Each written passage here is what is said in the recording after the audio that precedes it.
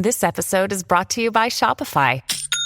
Forget the frustration of picking commerce platforms when you switch your business to Shopify, the global commerce platform that supercharges your selling wherever you sell. With Shopify, you'll harness the same intuitive features, trusted apps, and powerful analytics used by the world's leading brands. Sign up today for your $1 per month trial period at shopify.com/tech, all lowercase. That's shopify.com/tech. This episode is brought to you by Bumble. So, you want to find someone you're compatible with, specifically someone who's ready for a serious connection, totally open to having kids in the future, is a tall, rock-climbing Libra, and loves rom-coms with vegan pizzas on Tuesdays just as much as you do. Bumble knows that you know exactly what's right for you. So whatever it is you're looking for, Bumble's features can help you find it. Date now on Bumble. This episode is brought to you by Kia's first 3-row, all-electric SUV, the Kia EV9, with available all-wheel drive and seating for up to 7 adults, with 0 to 60 speed that thrills you 1 minute, and available lounge seats that unwind you the next. Visit kia.com/EV9 to learn more. Ask your Kia dealer for availability. No system, no matter how advanced, can compensate for all driver error and or driving conditions. Always drive safely.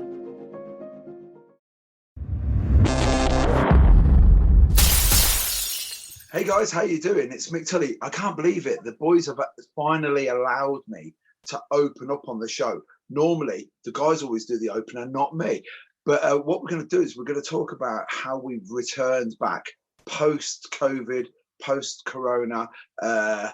Some people haven't stopped. We already know that, so we'll go straight out of the gate knowing that one.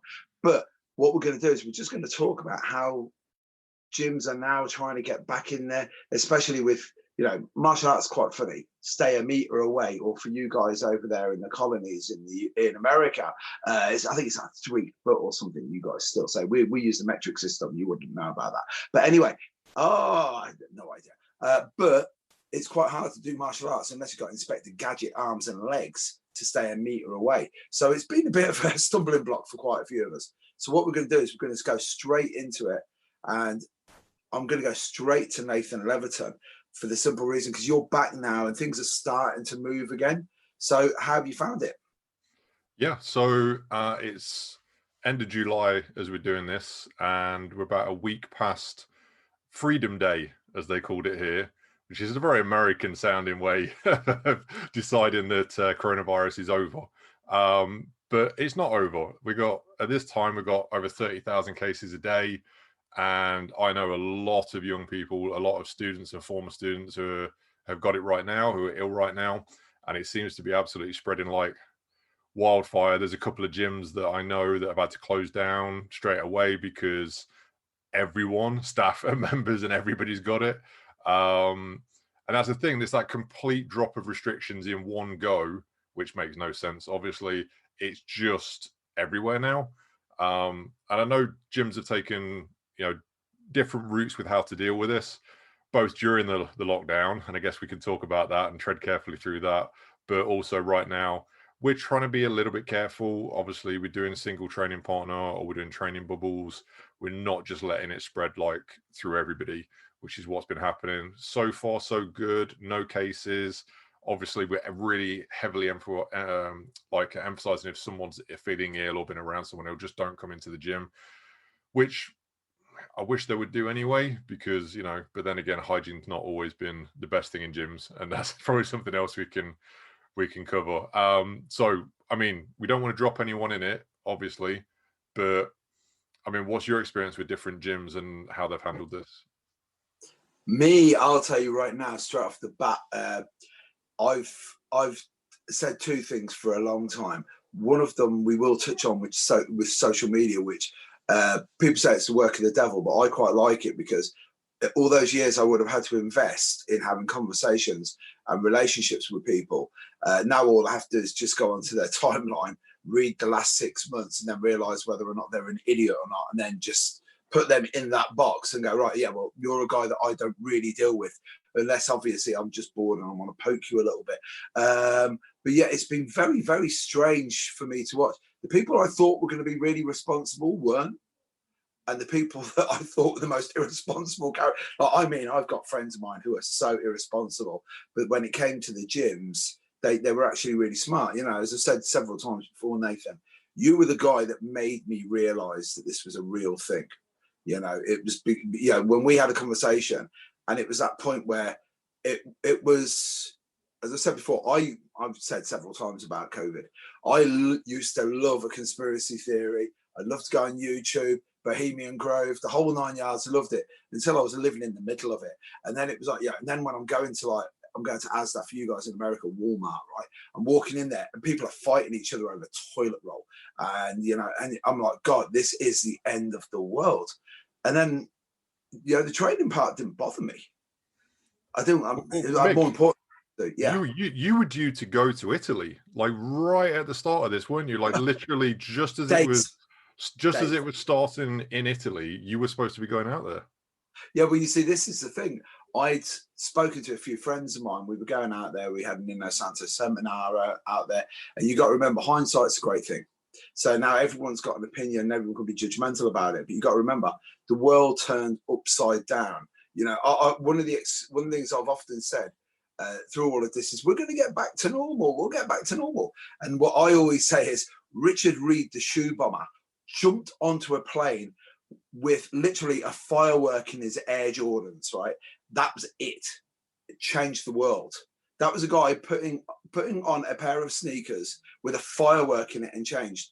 Right, we've had how many million people die, and people go, we're going to go back to normal. It was like you said, the Freedom Day thing really freaked me out, because I was expecting Will Smith to turn up at some stage, because that's the only thing that we didn't have. We didn't have Randy Quaid lose his mind, or Woody Harrelson, and then Will Smith turn up and literally with Harry Connick Jr. smoking a cigar and going, right, so was it zombies? Is it aliens? Because I've said that all the way through this.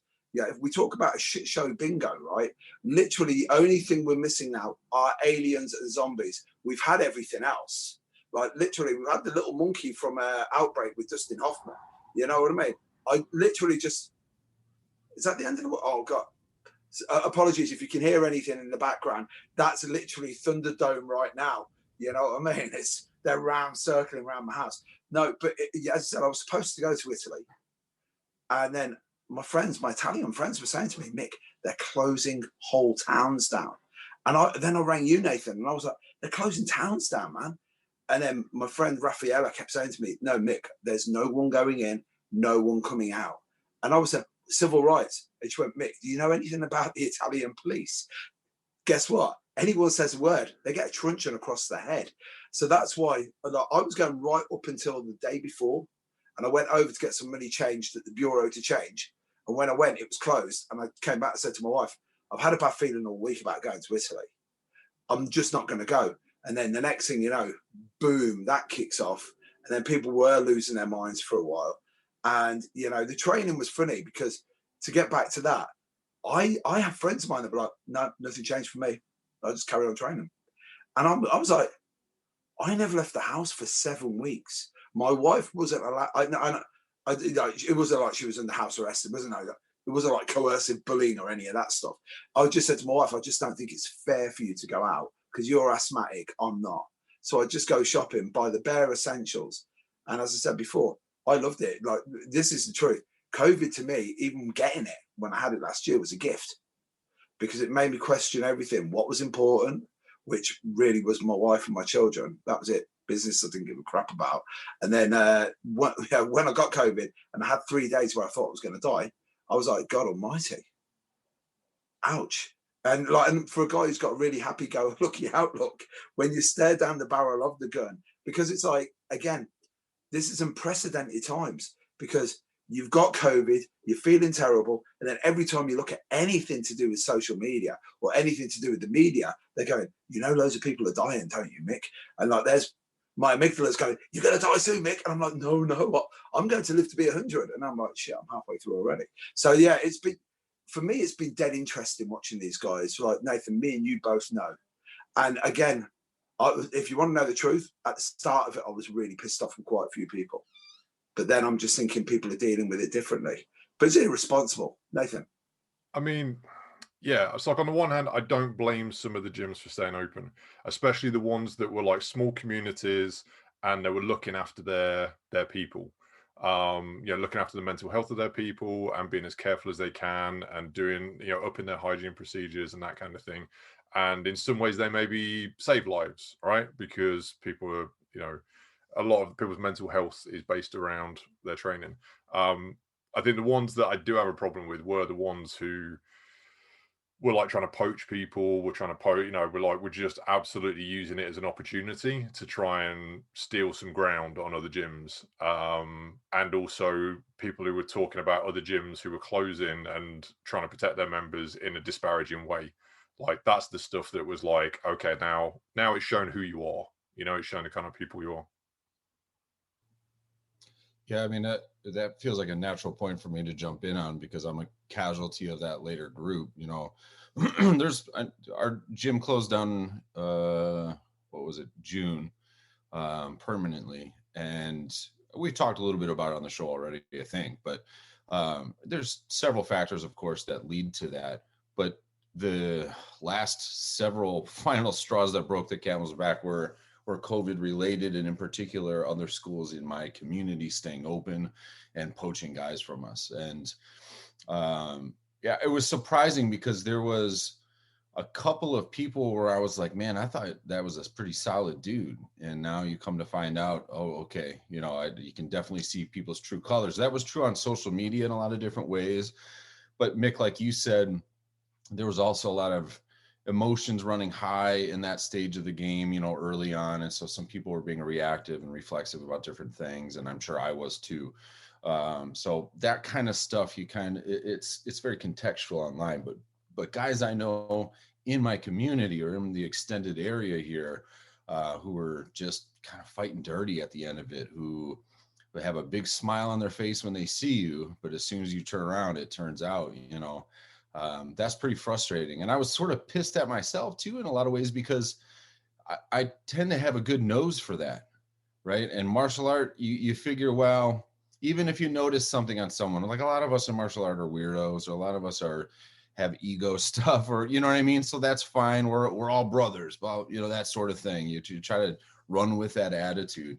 That was something that really got blown apart for me this last year's, this sense of, it's not a word that I really would use anymore or have for a while, but that sense of brotherhood that people want to put out there, really at the end of the day, especially if you're running a business, that's going to take backseat to the business running. And while I can respect that, what I don't respect is if our mission, and I'm thinking of some of these individuals in particular, like myself, if our mission with our business is to support, promote, educate, develop healthy habits and safe habits in our community members, and then COVID hits and we're like, oh, screw that, we're just going to stay open and do whatever, then everything about you is a farce at that point. To me, that's super hypocritical. I hadn't thought of the idea that there might be some spots where they were low key staying open for people's mental health.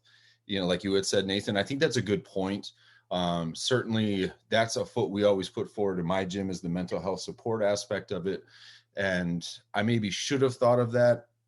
Maybe I'm cynical, maybe I'm bitter. Some of these guys, when I look at them, like, I don't think that's what you're doing. There might be some examples of that out there, but I don't know that I know too many of them. I know one guy from a gym that stayed open who privately was telling me he didn't want to keep teaching, but one, knew it was helping people, and two, the other guys in the gym kind of outvoted him. You know what I mean? And so now in solidarity, he felt like he had to keep going. Michigan, where I live, had some of the strictest policies throughout the entire COVID experience. We've been open publicly as a state for several months now, different than you guys. But throughout the thing was some of the strictest. And there was an initiative set up by an MMA gym in the state to protest, I guess would be the word, the rulings from the governor. And so a lot of other MMA and BJJ gyms fell in line with that in a sense to support that cause. I really think a lot of it was, there was maybe some peer pressure kind of stuff in there and that sense of camaraderie, but a lot of it was, okay, well, here's an excuse. You know, if we're not the only ones staying open, then it's harder for them to get everybody. Now we're just part of a movement to keep things open. And that can really make you feel pretty good if you're part of a movement, as opposed to just one guy who's keeping your school open and hoping nobody finds out. It's you know, you just hit on something there. One thing that really, I don't want to sound like Peter Griffin from Family Guys, but what really grinds my gears was I was watching these guys. MMA, it's the truth. Like I've said several times before, and it's a matter of fact. It really is.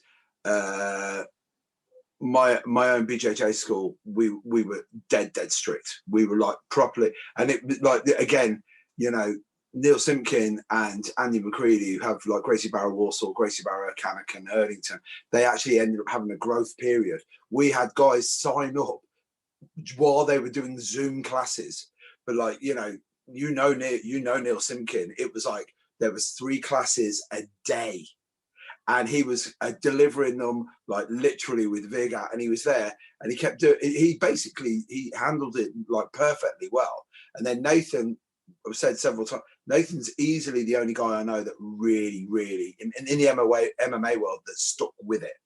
So it's like the door is closed. That's it. Did the Zoom thing, but that was it. But what really got me was it was almost like 2 separate.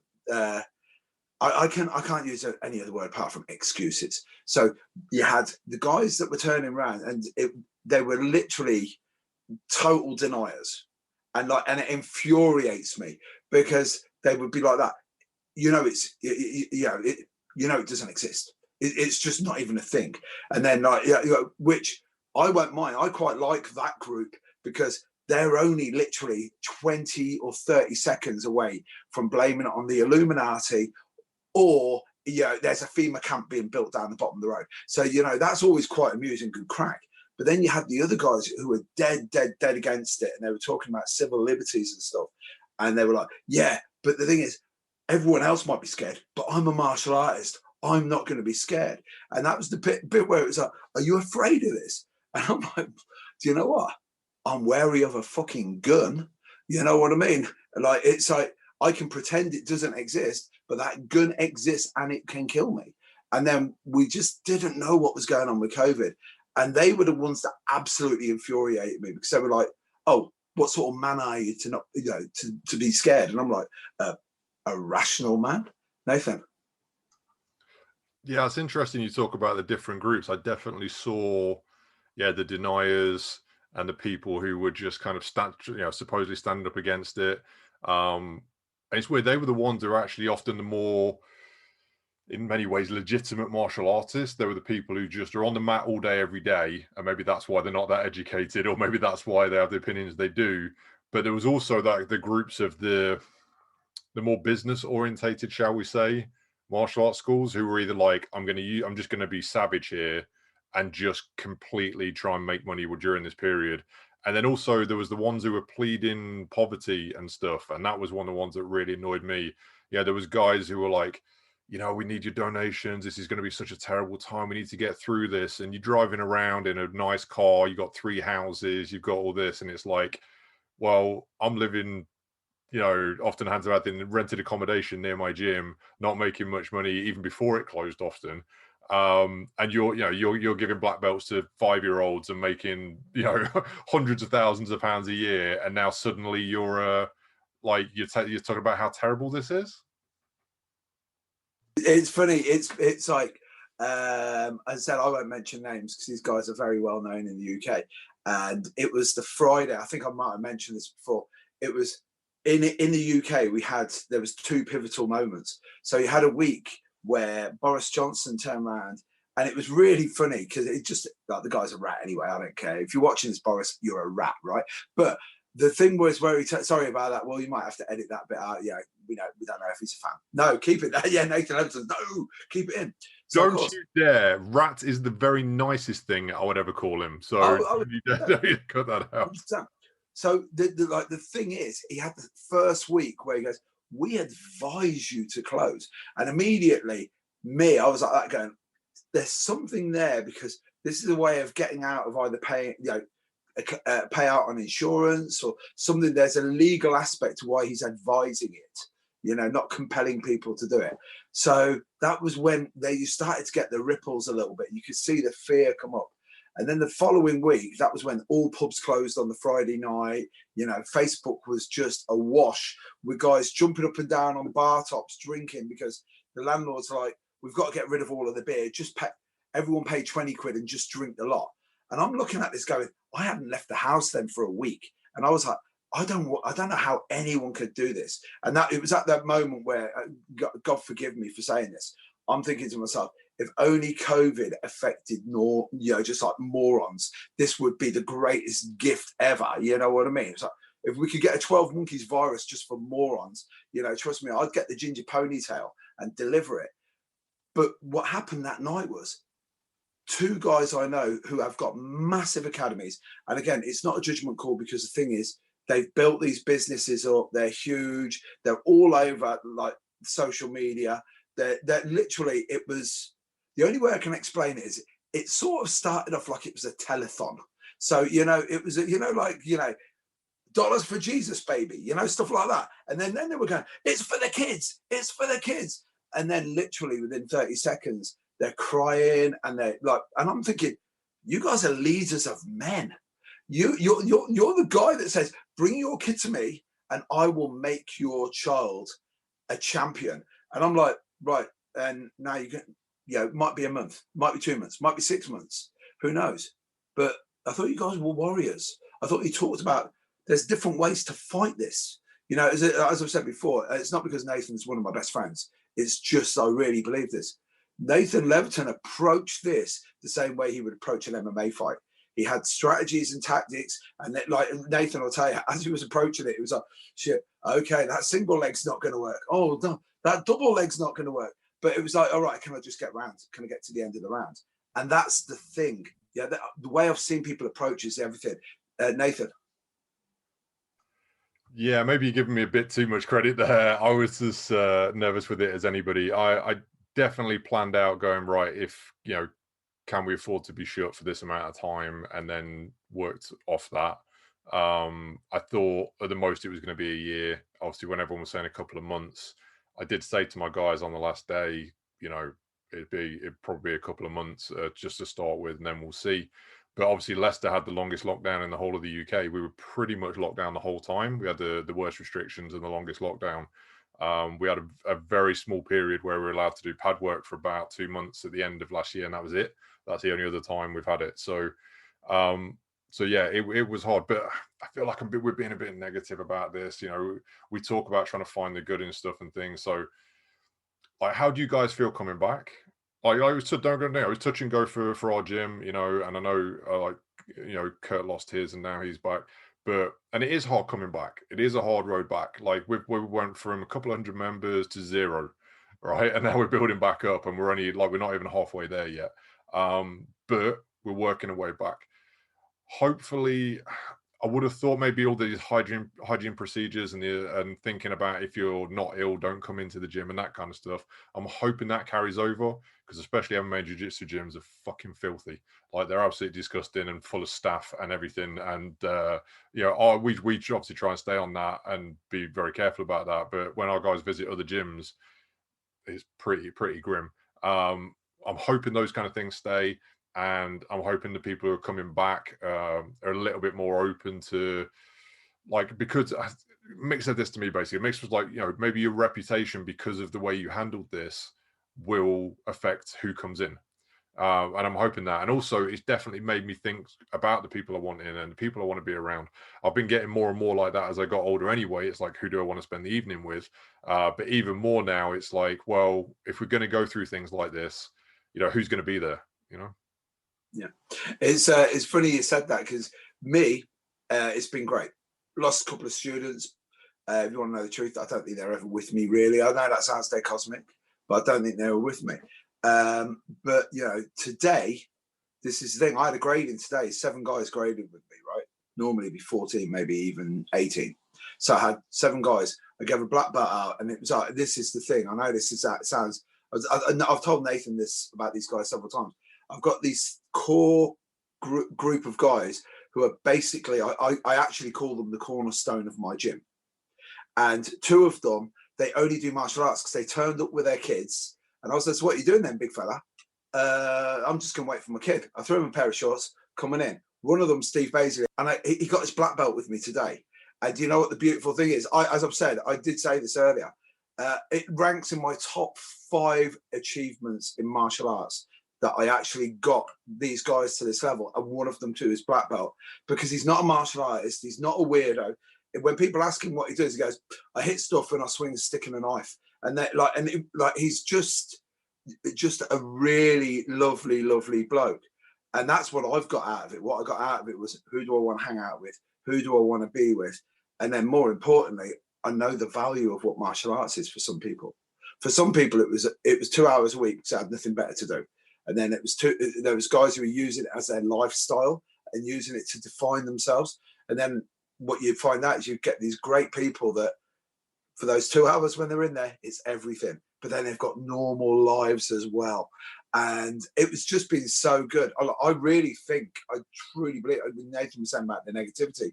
The problem is there is so much negativity around this. That's the problem. But then when you just see these moments where you see people and you see them literally shine, like we were doing at the Zoom classes, as I said, these 3 guys never missed a Zoom class, never missed an in the park class, never missed an in-person class. One of them missed the class. He missed 2 weeks of classes because he had COVID. That's it. You know what I mean? And then this is the thing, that they're not into martial arts. If you gave them a Brazilian Jiu-Jitsu t-shirt, they wouldn't wear it. They'd be like, why would I want to look like a fucking weirdo, Mick? And I'm like that going, oh, wow. And as I said, they're just great guys. And the real ironic thing is, they're probably at least 2. The 2 of them are very, very good. The other guy, he's just he just gives everything he's got, and he's just on that road. But the other 2, I swear to God, Big Steve Baisley, I'd put him in against anyone. That's the truth. And he's just a lovely guy, lovely family man. And that's it. And that's the beauty. Because I turned around today and I said, this time last year, we didn't know where we were. Today, I'm giving you your black belt, mate. And do you know what? When I give someone their black belt, that's basically me turning around and saying, do you know what? You're a made man here with me. Because it's not what you did there. It's how you conduct yourself. And that was the speech I gave today. I was like, I know guys who are quality martial artists, but they conduct themselves like fucking white belts.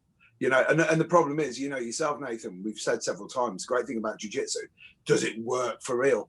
Get yourself an absolute moron of a white belt, control him for 5 minutes. Trust me, you've done okay. Because I came out with your line today. I was like, martial arts is just cosplay. You know what I mean? That's the whole thing. But that was the one. So that's what I've had out of it. What I've had out of it is normal people have come to me and I've been able to help them out. You know what I mean? And then they've turned around to me afterwards and gone, Mick, this has actually saved my life. You know what I mean? And you're like, how? I was just losing my mind. Sorry, Kurt. I ramble sometimes. I'm terrible. No, not at all.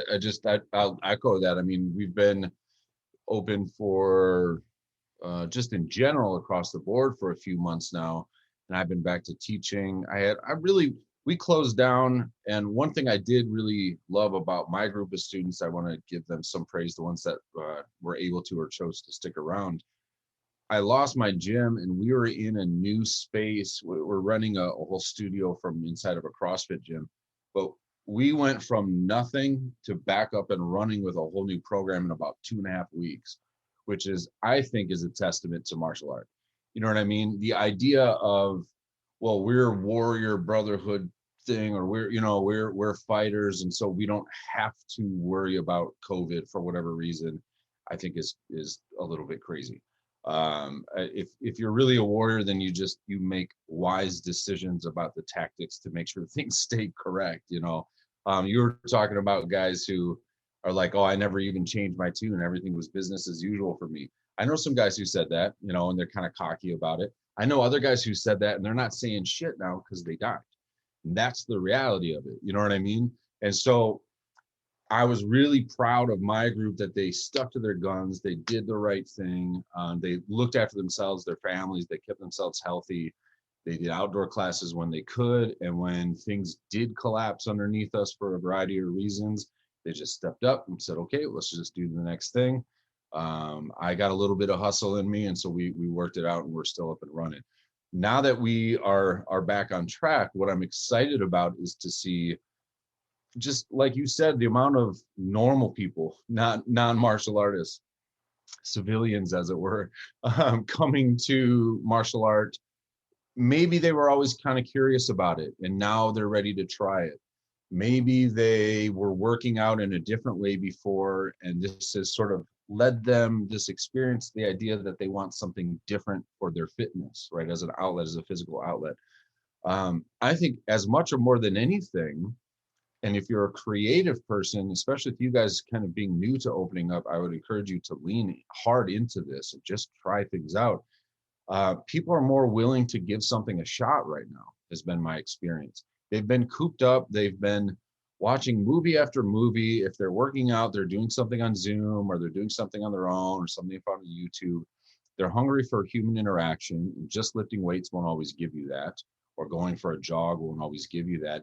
Before, pre-COVID, you're rushing to get to work, and then you're stuck at work with maybe coworkers and colleagues that you don't really like to be around, and you force yourself into social situations on the weekend to try and blow off steam and all this kind of stuff.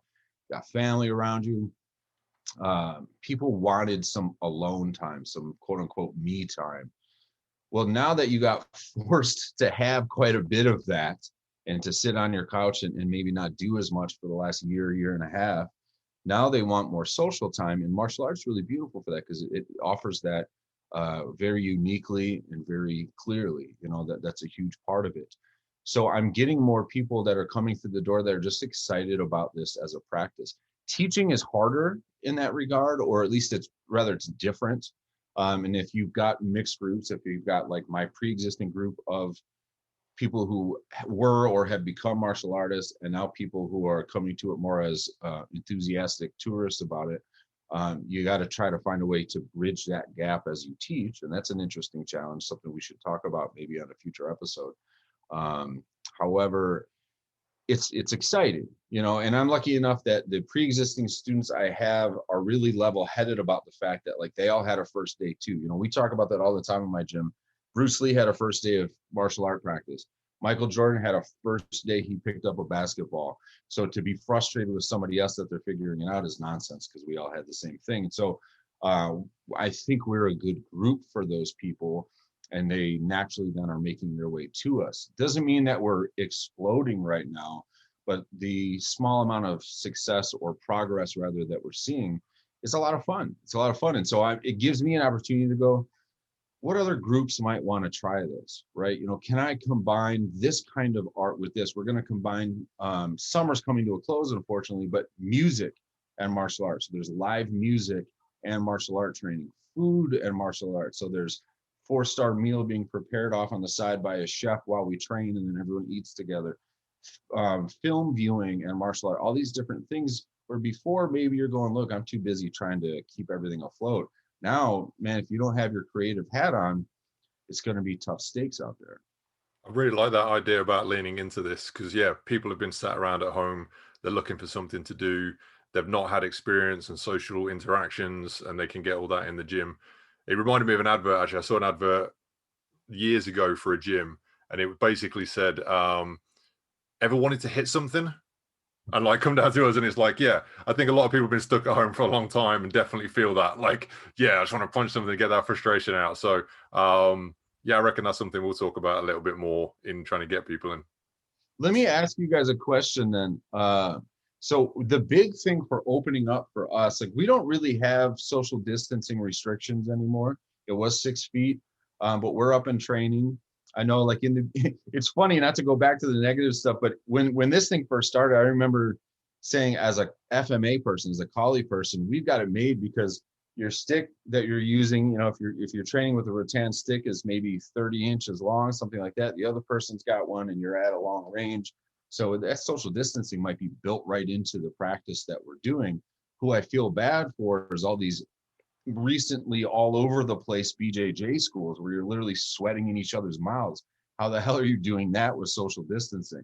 And the amount of BJJ schools that were like, we just didn't close. Like, oh, okay, I guess it's kind of a BJJ response to that. You're just kind of staying right in it, which is pretty great in a way. But the thing now to get things back up and running is really centered around vaccines, right? And so if you're vaccinated, there's no checks and balances out there. You don't have to like show your card that you get when you're vaccinated to prove anything, unless a business requires it. I've never heard of that. But the signage on every single door of every store, gym, everywhere you go to is, if you're vaccinated, you can come in. You don't have to wear a mask. You should social distance, but it's not like it's a policy or a law or a rule or anything. It's just a good idea in general.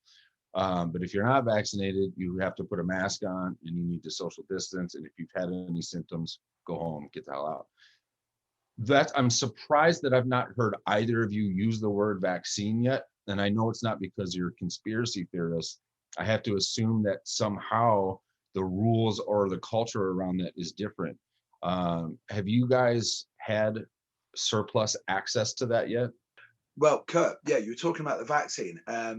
That's an interesting one in the UK because without going too far off topic, there's only two types of people in the UK. There's people who go, right, it's the vaccine. And then they got the people if their parents had Facebook, they'd all have polio. Because guess what? They're like, totally, I'm not having the vaccine. I don't know what's in that vaccine. And as I often say, most of those people who do that, the friends like martial artists and non-martial artists that I know who are vehemently against it, have spent the last 20 to 30 years having their weekends sponsored by Colombian marching powder, and I don't actually know, like, I just don't know what, how what the scrutiny is like in that field. I'm guessing it's nowhere near as stringent as like AstraZeneca or the Oxford vaccine. And as I've often said, when they start saying, yeah, but I'm not being paranoid, and I'm like, I don't know if you know that the byproduct of taking class A drugs is you become quite paranoid. So obviously that's the situation, right? And then obviously with me, obviously I'm a bit of a troublemaker. I love it because they're like, have you been vaccinated? And I'm like, I'm a 52-year-old guy who listens to Joe Rogan. Like, I would have taken it the minute I wouldn't have cared less if there was no COVID. If someone turned around to me and they're going, Mick, we're going to give you an injection that's got chimp DNA in it. And I'm like, this guy, chimp DNA. Oh, man, my jiu-jitsu is going to be off the scale, man. I'm going to be like Caesar. I'm going to be like Caesar from Planet of the Apes in a Marvel movie. Like, I've seen Captain America. I know what happens, and I'm pretty good already. So I'm going to have that chimp DNA. And then obviously what I've done is I've put it on Facebook a few times, and people are going, yeah, but you know it's got chimp DNA. And I went, you're not like a fundamental Christian, are you? And they go, no. And I said, well, if you are, you're going to have to forgive me because it's in your book. But guess what? I think we've always had chimp DNA. That's where we came from. So obviously all these religious dudes lost their minds over it. But in the UK, Kurt, most people are taking it as a given that you're going to get the vaccine, because why wouldn't you? And the real mad thing is, Nathan knows because he's admonished me several times for getting into arguments with idiots, right? Because it's like, when a bystander walks past, they won't know which one of you is the idiot because you're both having idiotic arguments with each other. But it's, at the moment, I've got guys saying, well, I'm not going to take it. And then in 20 years' time, they're like, well, I never took it. And you're like, yeah, you don't really understand how herd immunity works, mate. 80% of us took a bullet. You didn't. That's how you got lucky this time. So, yeah, I don't know about the passport. I personally would think it'd be a great idea. You know what I mean? But, you're talking about a guy who looks at the end of V for Vendetta and thinks that's actually a good way that's how we should be. You know what I mean? A nice bit of vegetarianism. When you say passport, you're talking about a thing that like shows proof of having yeah. It's interesting. It's because obviously we have the same controversy here, and I wasn't even trying to inquire as to the controversy because I understand that it's going to exist. There's plenty of different communities and I get why you went there, by the way. But there's plenty of different communities, even where I live, that have some of their own reasons to be, maybe cynical or skeptical about it. I understand some of that. My father never had a single vaccine in his life. He's very old school, just where and when he was born, that just wasn't a thing. And so, I understand people just have different viewpoints on it.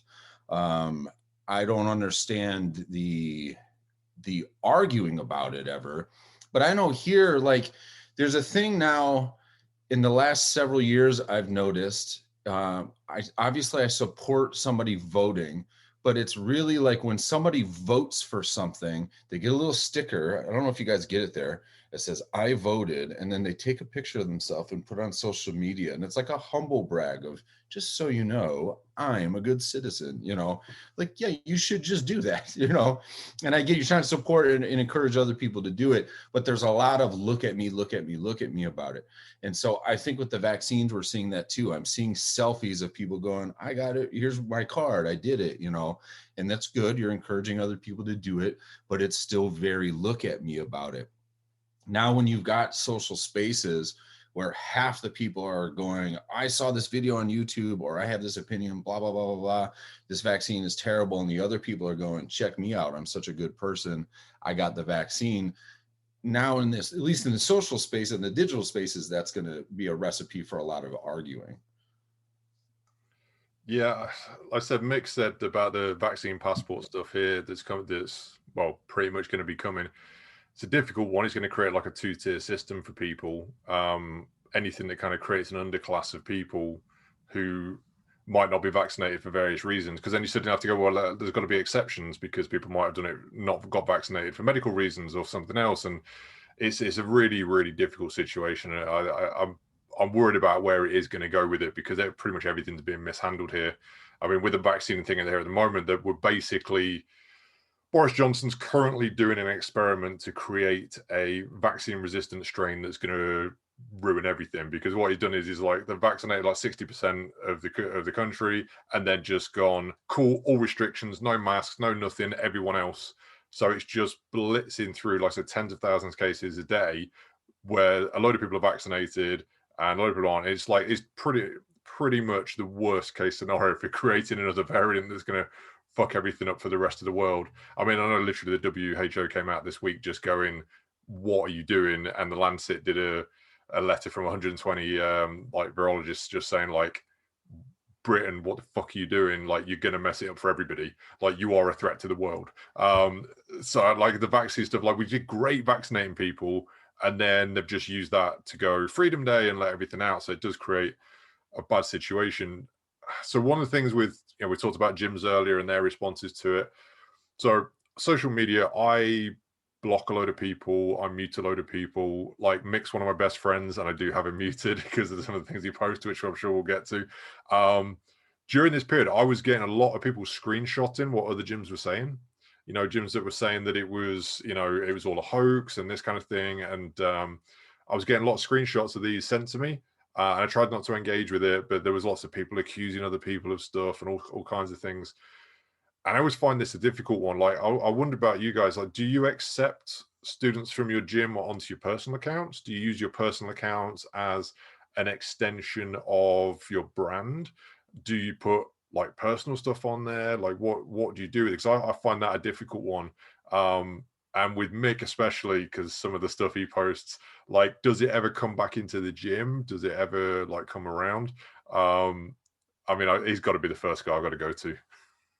First of all, it's quite easy. Like, everyone knows. Like, this is the thing, right?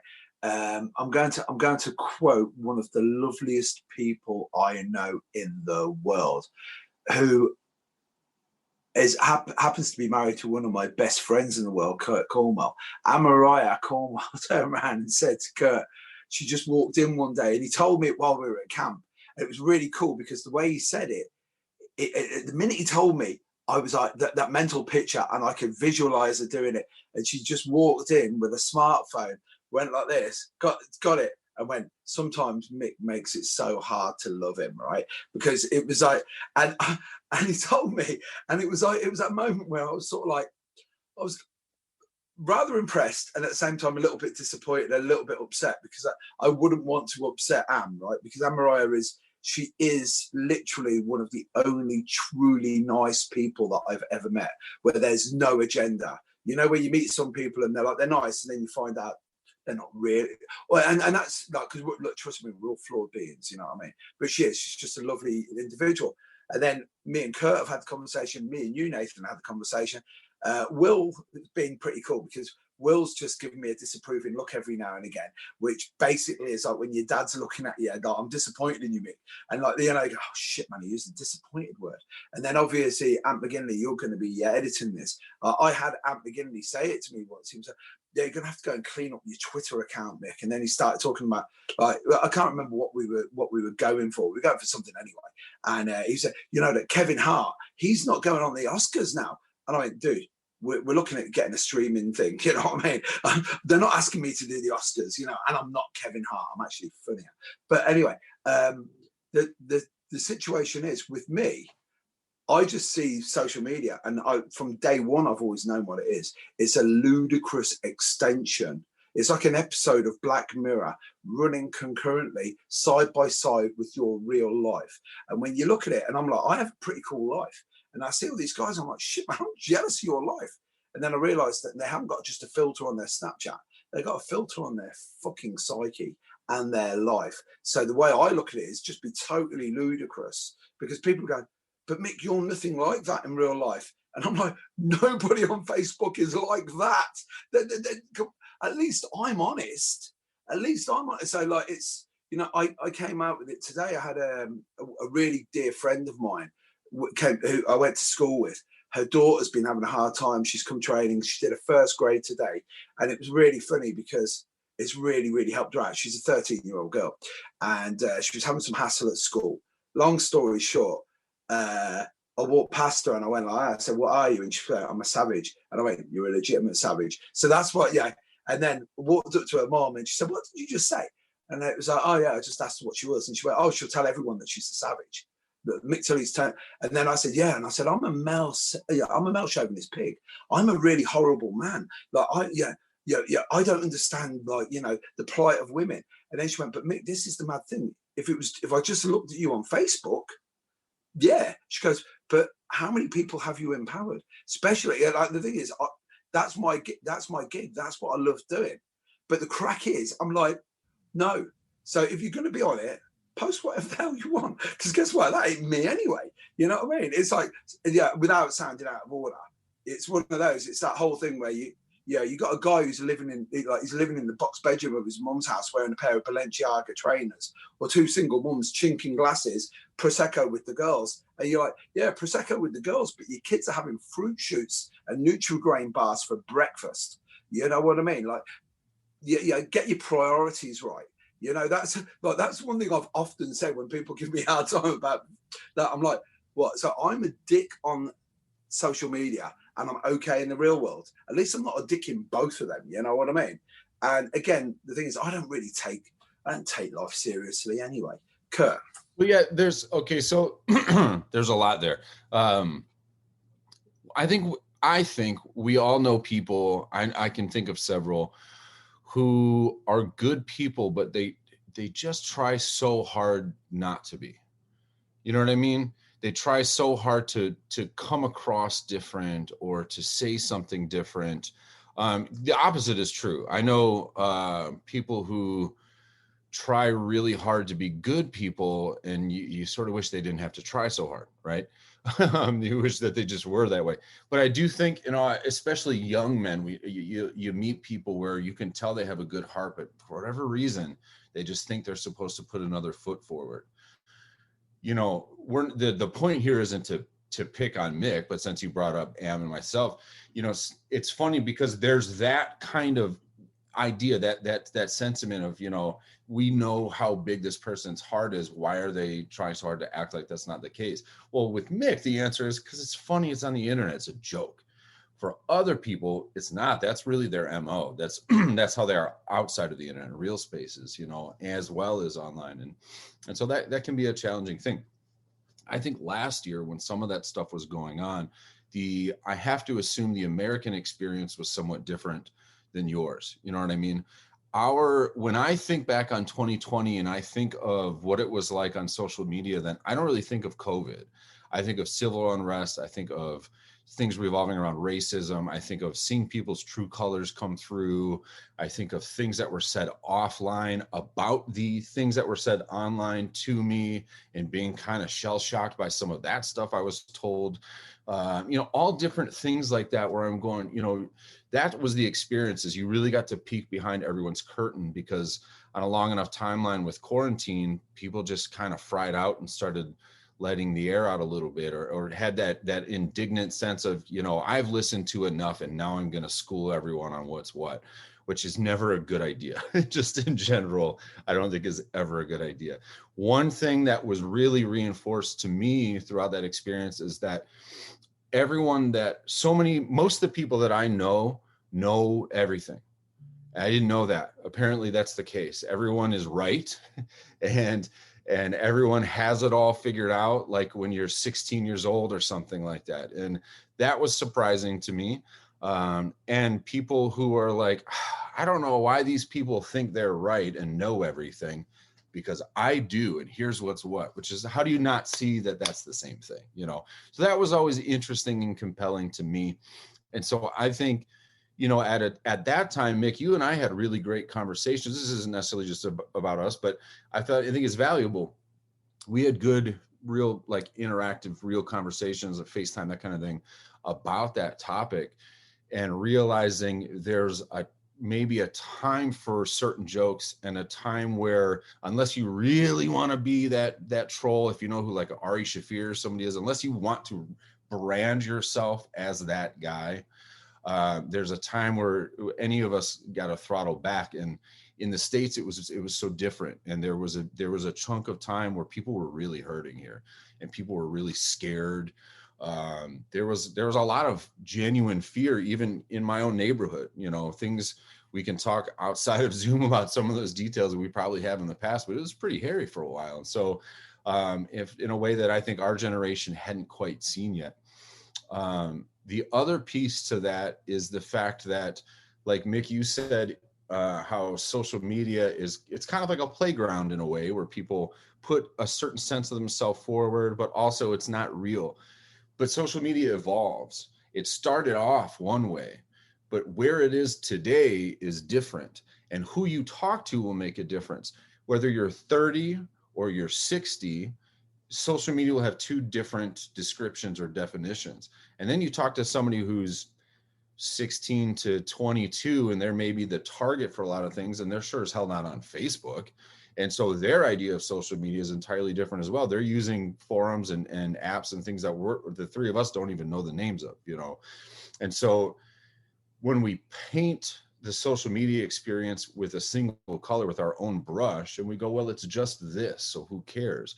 Well, for a lot of the other people you're talking to, that's not the case. And so it can be challenging then, because if we say something and we think everyone gets it, there's a good chance that at this point in the game, a lot of people won't have that context in the same way, and they're going to read it different. So I think it can have a pretty negative impact on business and stuff like that. Nathan, you had asked initially, do we separate ourselves professionally and personally? Do you incorporate your individual accounts into some sense of branding or whatever? I have certain students I'm friends with on Facebook and stuff like that. Otherwise, I try to keep it separate. I have groups, public and private groups, for my martial arts stuff. That's usually where I interact with the majority of those people and have the majority of those kinds of interactions. I think groups are sort of designed for that. And I'm maybe old school enough that I also won't talk shop with somebody past a certain time of day.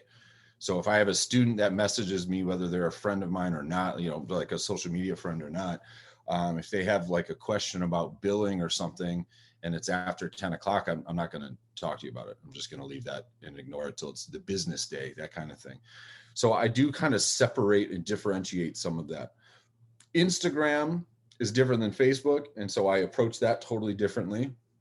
Things I post are different. The way I kind of deal with something like branding is different there. But since Facebook is this big catch-all, I do feel like I need to measure some of that out specifically. My God, there was so much there. I was trying to bring it back to where you started. Yeah, no, yeah, there was a lot from both of those. So when you said about people will see social media differently and painting it in one brush, I get that hearing Mick talk, because Mick's like, oh, it's just a bit of a laugh. And it's like, well, a lot of my business is tied to it. Like, your main business isn't your gym, but like a lot of my business is. And in fact, a lot of the communications amongst my students is WhatsApp groups, it's Facebook groups, it's like things through that. So like my actual income and wage and business is tied to social media. It's like it's integrated into it. It's not so if I treated it as just it's a bit of a laugh and I'll mess around on it, it could ruin the business. Like, it's not like my income's from somewhere else. Have you had experiences like that, Nathan? Have you had maybe a student that came to you and said they were mad about this, that, and other thing they saw a person say or lost? Well, this is definitely, like, the WhatsApp groups are the worst. Like, I know WhatsApp groups have been a big thing like, I was reading something about conspiracies recently, and it was saying like a lot of the conspiracy stuff is now it's being taken off things like Facebook and Instagram. It's getting flagged. A lot of it's moving to WhatsApp groups. And that's actually one of the biggest areas now where that stuff's moving. And the thing is, those groups and conversations, there's no filtering there's no moderating. And also, if you're not in that group, you don't know. So people I get screenshots from groups going, oh, I can't believe this person said this in the group, from the gym. And and there's been spats and there's been people like getting into arguments and stuff. And I've just not even been aware of it. And obviously it's something that you could, just put the hammer on it and stop it, or do whatever, or mediate or whatever normally, but it's just not there. I'm not even aware of some of this stuff that's going on. Sorry, yeah, Mick, you wanted to jump in? No, just as you were saying, like, first of all, it would be remiss of me to say, first of all, I'm in a really, really fortunate position, because what it is, martial arts, you come to me and it isn't my primary business. So I can literally turn around, and I'm in a very fortunate position where it's like, I don't have to rely on this. So guess what? I get to choose who's in the room with me. That's one. Secondly, my primary business is plastering, where it's like you turn around and it's like, I'm an Irish construction worker. What are you going to expect? A bit of crack, a bit of banter. And guess what? If I do the job correctly, as I've often said before, the great thing about construction is it's one of those situations where you could literally be Adolf Eichmann, and if you're a good bricklayer, guess what? You'll get a shift somewhere. You know what I mean? But it sounds savage, but it's the truth, because people are like, I just want the job doing. I don't really care. And you're only here for a day, and then you're gone again. So it was really funny the way you said it, because it's like, I have three. So I have my plastering, I have martial arts, MKG Coventry, and then I have my own one, right? And it's really funny because someone will come on the plastering group and I'll put some banter on it. It's usually, making the world a better place, one wall at a time, bringing order to chaos, hashtag, I'm ace, stuff like that, but then they look, they go, that's basically you, isn't it, Mick? And I'm like, well, yeah, that is me. But it's like Nathan was saying, you have to be very, very careful, especially if you're teaching, because it's all about, I know I don't want to sound like a right hipster here, but it's all about optics. It isn't what you do, it's how you look. And the problem is, as I've said several times, and you guys know the score, it's one of my personal favorites, is like, I will believe a virologist up until the point that I see live, laugh and love stenciled on a living room wall, right? So the minute that I see that stenciled on the back, I'm like, I'm going to question the veracity of your opinion right now. And I know I can get away with that. But Nathan, you wouldn't be able to do that, because they turn around and go, this NathanLeverton seems like a right clown. Why would I do that? So as I said, I'm quite lucky, Nathan. I definitely filter myself. We came back to, we started with, and Kurt brought it back around to like your personal accounts and separate business accounts. And I find I do filter myself. The thing is though, sometimes when I put stuff out there about like movies I'm watching and things like that, that's come back with someone coming into the gym and chatting to me about the film. And I think that's the thing. So I see a lot of guys who, especially, who are like run these massive schools with their loads of kids and stuff. their personal accounts are an extension of the brand, right? It is what it is. It's about like the lifestyle and look how successful I am, and if I'm successful, then you will be successful being with me, and that kind of thing. And I get that. And sometimes I feel like I should do that. I should put forward this super successful kind of idea, so that people think, oh, wow, that person's so successful, he must be good at martial arts, because then people must have given him money and that's why he's good, and things like that. And when I go and do things, I think, oh, I have to get content to this. I go and teach a seminar, I'm like, well, I better get content so people can see it. And I do find that stuff a bit exhausting. And there is another way to go, and that's, we mentioned John Will a lot. It's the John Will way. If you are an exceptional human being, if you're just authentic, if you're actually doing things, if you're actually making a difference and you're just authentic and you show that, that can probably be the biggest thing to promote you in your business, I would think. But I do find myself filtering myself. I find it a bit exhausting putting stuff up. I never know whether I'm supposed to put my stuff up about me or whether someone from the gym is going to see that and then be questioning stuff, or because there are eyes on you. There's more eyes on you when you're the leader of a business, and you're someone who's like, you are the business often, and people that all the business know your name and they're looking at what you do, and you're gonna have competitors and you're gonna have people who don't like you very much as well, and you've got all these eyes on you. That, I find that a bit stressful online sometimes.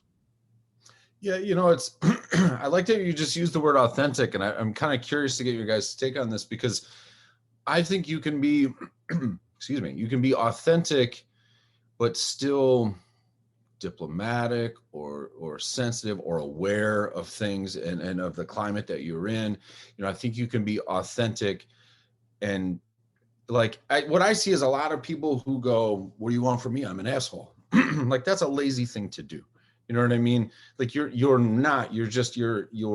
excusing your behavior, and you're going, well, that's just me. Like, well, it's not you all the time. It's you sometimes, where I think you can be authentic, but choose better words, or be aware of the fact that, like, I had somebody in martial arts say this to me before. It was about a t-shirt that I was wearing. What it was is irrelevant, but she said, you're being controversial by wearing that. And I didn't have an answer for that, because she was right. And it was like, really what I was doing was something kind of cocky. I was stirring a pot. I thought I was being really clever. And the word that she used was correct. It was like, you're being controversial. Don't act like it's anything other than that. And I think you can put an authentic sense of yourself out there without leaning into being controversial. You can say something about a controversial topic that's authentic to your belief and to your priorities and stuff like that, without being a jerk about it, without belittling other people's beliefs. And if that's your authentic self, I mean, I guess we're all going to figure that out sooner or later, but I just don't think that's necessary. And that's what I like about, talking about John Will and some of these people, where they're authentic, but I'm not going like, sometimes I wish they weren't so authentic, that you can do that kind of thing. Not Mick, I know you well enough to know your real authentic self, but you know what I mean? Like, you can do that. And I always want to encourage authenticity, because rather I hate lack of it. But sometimes people seem to use that as a way to give themselves an excuse to be kind of vicious, or to be really narrow-minded or self-absorbed about things, and have such a narrow focus on stuff, and hide behind that fact of, what do you want? I'm just being me. Like, well, I want you to be you and not a dick. That's what I want. And I don't think that's a lot to ask, but in social media, that you don't always get that. But you've hit on something. I'm brutal. And I'll admit it. And what I'll do is, you can always tell when it's a slow work day, or I'm just like, and I have to admit, I'm at work and I'm bored, and I'm like this, going, right, do you know what? And I'll tell you right now, Nathan knows, well, you guys know the score, you've seen it several times. I've got a really good friend of mine, I have to give her a shout out, Katie Mitten. Katie's she's a lovely girl, gorgeous looking, used to train with me. She's I think she's just finished a master's. She's a really, really smart girl. Looks like a supermodel. She's great. And then every time I post something, I'll just get this message, and we've got the code. And she just turns around and she says, "Oh, I see you've turned on the gammon magnet again, Mick." So what I do is I turn it on, and then the next thing it's like, boom. And I was like, yeah, I said, you just got to know. Yeah. And like the crazy thing is, I have, like, I said it to Nathan, I said, I know that I have very gammony tendencies every now and again, and I hate myself for it, but I'm a white middle-aged dude. It's literally, it's like you hit 50, and it's like you want to wear corduroy, you only want to wear Skechers or, you know, very comfortable shoes, and you have a hankering for Werther's Originals all the time.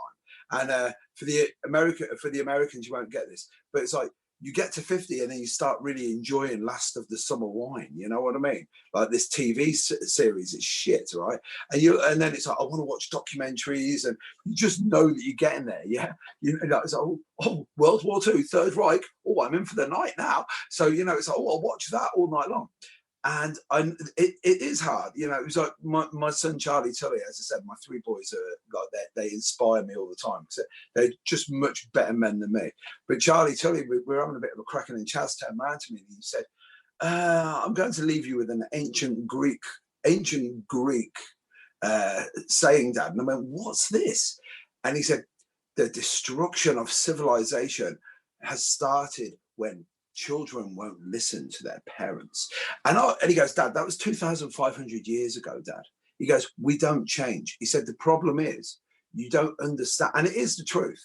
And that's the problem with Facebook. Facebook is like middle-aged social media. You know, I go on TikTok and 2 seconds later, I turn into a 14-year-old kid, go, next.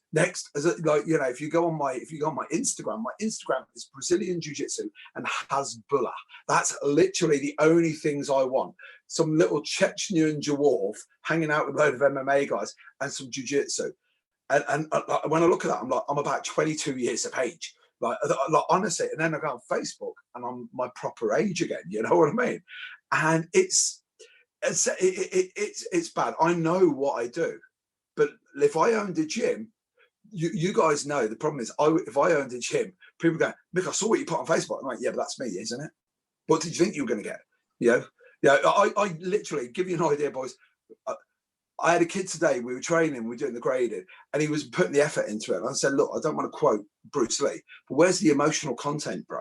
You know what I mean? Slapped him around the head and I went, don't stare at the finger.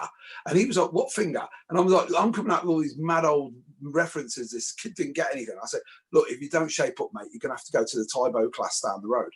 And literally one of the parents was looking, going, and I was like, "Sorry, that's me." You know, and that's the whole thing. It's like, the authenticity is like Kurt, you were saying, I know when I'm being an asshole, and every now and again, like Nathan said it to me once, and I really questioned it, and then I toned it right down, and then every now and again it gets back out, and you can always tell with me because I'll just put interesting debate. Wow is always one of my favorites because no, Mick, thoughts or discuss.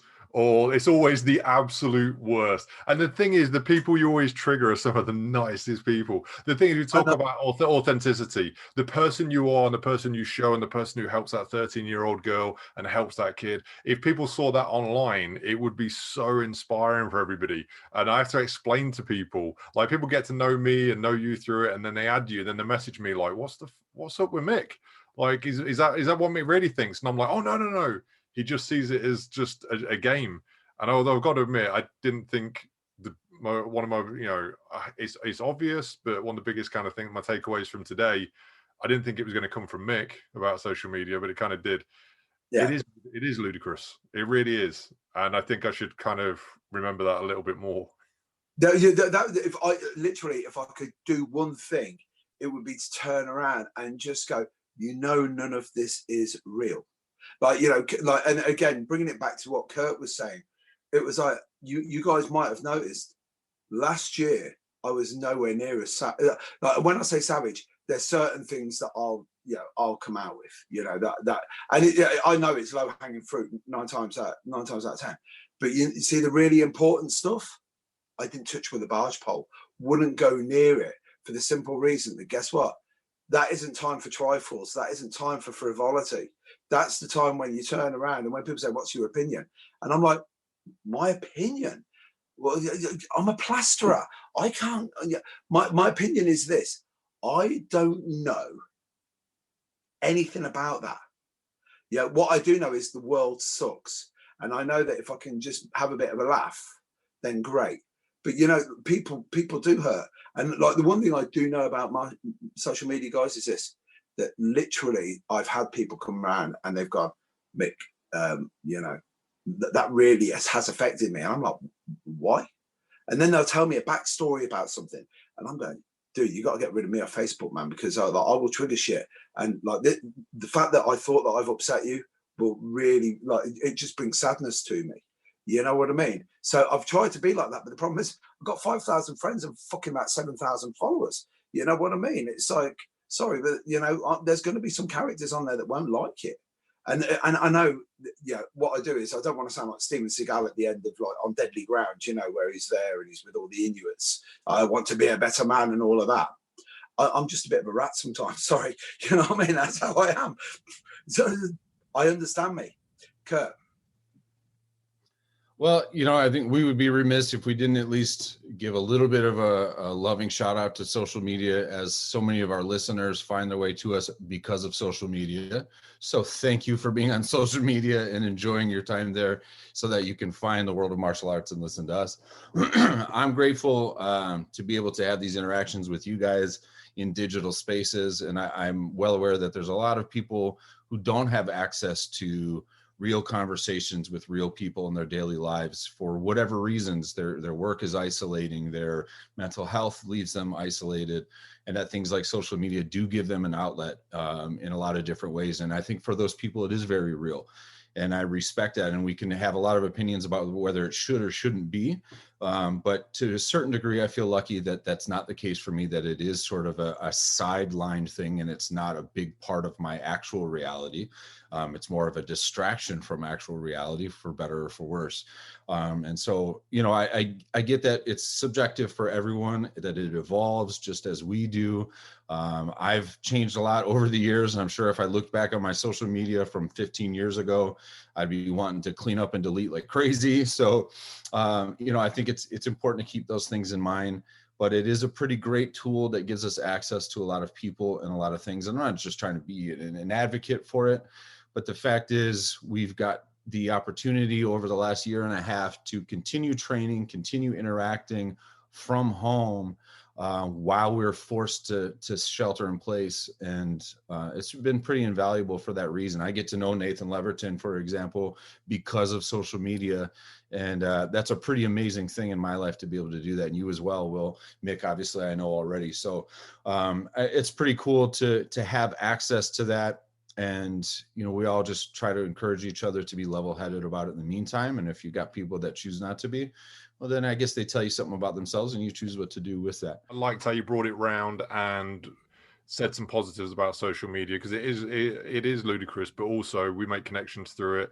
Often, if I didn't speak to someone on social media, I wouldn't speak to someone all day most of the days until I'm at the gym. So I loved that. I thought it was great. So hopefully social media experiences continue to be positive and productive for us, especially like in the UK, as you guys are opening back up and getting new people through the doors.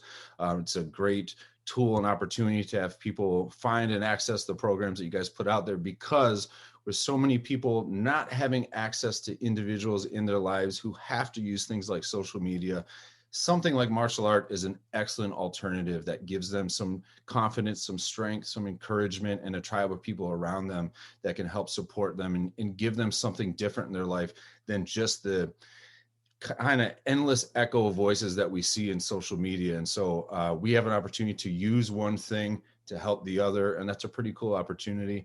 Thank you for being on the show with me today, guys, and letting me join in on the UK reopening episode. And thank you, Will, and thank you for listening to the World of Martial Arts show.